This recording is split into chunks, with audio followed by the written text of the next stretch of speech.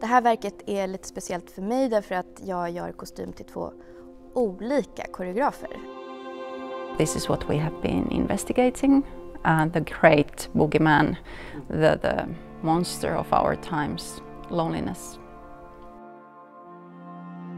En önskan om att det här verket skulle vara väldigt känslan av att det är hela tiden andas, det är transparens, det är vågor, något som återkommer, ett mer eller mindre ett tillstånd som man kan vila i.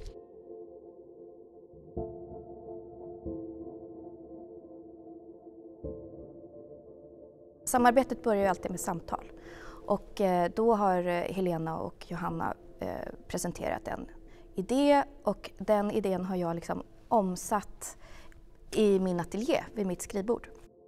There is, I think, over 7 billion people on this earth, yet each one of us experiences loneliness at times. Så stycket handlar ju mycket om att uppgå i det här sensibla, taktila, vara helt enkelt delaktig, vilket jag tycker dans handlar om faktiskt. First there was actually the name, 00, but I wasn't yet, I hadn't narrowed down what the piece is truly really about. But we knew that we wanted to work also on this dark space where you cannot really see, there is something moving in there, but we cannot really see what it is, and then the audience does their work, that which kind of meanings they create in that space. Then we had a meeting in Helsinki with the whole design team, and it was Helle's costume design that then she mentioned the word shadow self. När vi började arbetet så var det fortfarande corona. Så att det här med avstånd och att inte få röra varandra var ju någonting som var väldigt närvarande och som vi hade gått med som civilisation i 2 år. Och samtidigt så var det var någonting med det här mörkret och skugglandskapet som hon hade arbetat med i tidigare verk som jag tyckte var spännande. Och jag gjorde faktiskt bara rent intuitiva teckningar. Så för att jag förstod att det här går liksom inte att intellektualisera direkt. Så jag kallar dem för the shadow self, alltså som skuggfigurer. This shadow self, it felt as an interesting term to me, and it raises the question of what do we carry with us. It might be shame, fear. We might be afraid to really truly reveal ourselves, and those things are then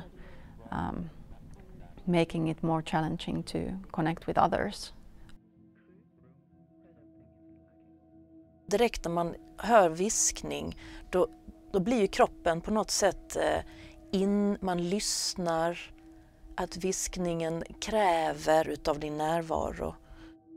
Vi pratar så mycket om att hela verket är liksom en kollektiv andning och väldigt få egentligen ögonblick där det är på något sätt singulära skeenden, och jag tycker det är så härligt med det här komplexa att man är en del. Vi är ju hela tiden del av någonting, vi är relationella. Med Helenas, det var hennes starka naturintresse, vilket också visades i den här mattan som används i föreställningen, som är då tuftad som man säger och väldigt organisk, som en höstskog eller liknande. Vi har ju precis varit ute nu och dansat i skogen. Och det är mycket för att vi håller på med undersöka det här, att vara en del av att liksom ingå i ett större sammanhang som skogen är. Att vara i sin kropp att hitta sin närvaro, det är mycket enklare om jag liksom känner vinden, jag känner det sviktande underlaget, jag lyssnar. Alltså, visst, jag arbetar mycket i studion inomhus, men det är ändå, rörelsen är ju liksom, finns ju här, och jag tänker bara på det här med volym, du ser hela vägen upp, liksom, allt, det måste jag ju associera till och liksom ta fram när jag dansar i ett kvadratiskt rum. Så här är alla kapporna till Once a Whisper, helt enkelt. Och de är handmålade och gjorda för att kunna stå på egen hand faktiskt.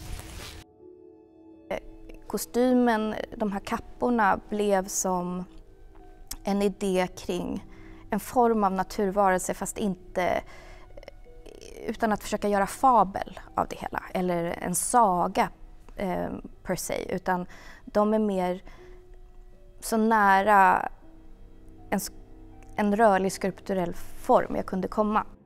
Och jag tyckte att det var väldigt känslomässigt faktiskt första gången jag såg att de använde så mycket, för det visste jag inte. I spent 4 days getting to know them, the dancers. I then started to find connection points with the scenes that I had and themes that I had in my mind. And actually those themes came out of interviews that we did with the dancers. And I think it's very nice way to start the process, and that is what I learned from this project. Jag jobbar jättemycket i tystnad, men jag hör hela tiden hur rörelsen låter. Det kan vara lite abstrakt att förstå, men just det här att någonting förflyttas i luften, liksom att man sätter igång någonting, och att jag också är medveten att om typ 33 sekunder så kommer den rörelsen att färdas vidare och tas om hand. The pathways that the body goes through, the rhythm, the tempo, the momentum, and those things that fascinate me. So when I look at movement, I also feel it in my own body. Om jag bara gör en hand där, men om jag liksom lägger min ambition, liksom hela min tyngd, och jag tar mig, alltså bara det blir liksom hur jag färglägger detaljerna. Alla de uttrycken, det är så absorberande intressant. Jag vill ju ge det till publiken att man kan liksom, precis som man gör i ett kaleidoskop, att man liksom, jag är på mikronivå, men sen så släpper jag ut det till en makro, och då blir det ju hela bilden. Så att det är ju mycket till publiken att använda den möjligheten.